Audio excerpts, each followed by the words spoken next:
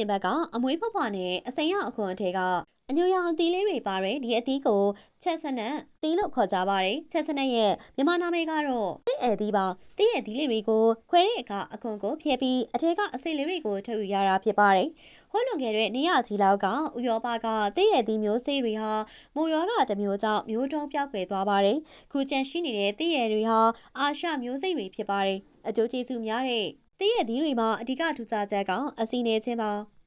သီးရဲ့သီးတွေမှာအခြားသောအစိမ်းအဆန်မျိုးတွေနဲ့မတူပဲအစီပါဝင်မှုနေပါတယ်။ဒါကြောင့်နှလုံးကျန်းမာရေးအတွက်အထောက်အကူဖြစ်စေနိုင်ပါတယ်။သီးရဲ့သီးတွေမှာရေရှည်စွမ်းရည်ပေးနိုင်တဲ့ကာဗိုဟိုက်ဒရိတ်တွေလည်းများစွာပါဝင်ပါတယ်။အမြင့်တမ်းများတာကြောင့်ဝမ်းဗိုက်ကျန်းမာရေးကောင်းစေပြီးသွေးရင်းသားဓာတ်ကိုထိန်းညှိပေးနိုင်ပါတယ်။သီးရဲ့သီးတွေမှာဗီတာမင်စီလည်းပါဝင်ပါတယ်ဗီတာမင်စီကဓာတ်ခွေးတန်ခံနိုင်မှုကိုတိုးစေနိုင်ပြီးအသားအရည်ကျန်းမာရေးကိုလည်းအထောက်အကူပြုစေပါတယ်